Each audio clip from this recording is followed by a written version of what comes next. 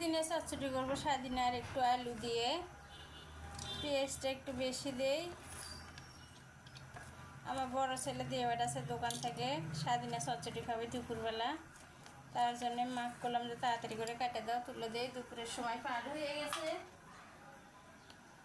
রান্নাবাড়ি করতে করতে দেখবেন দেরি হয়ে যায়। হালকা একটু হলুদ দিলাম, বেশি হলুদ দেবো না। এটা সবুজ সবুজ থাকা লাগবে, সবুজ না থাকলে ভালো লাগে না এই চচ্চড়িটা। মশলা বাটা দিই, মশলা বাটা দিলাম।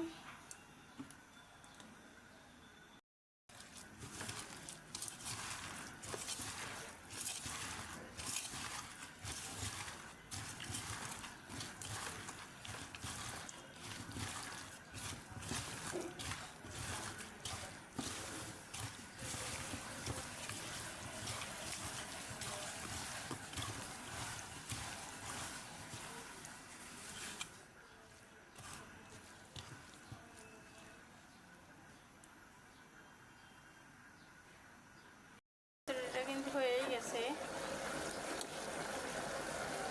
সারাদিন এগুলো অনেক সুন্দর হয়ে সিদ্ধ হচ্ছে।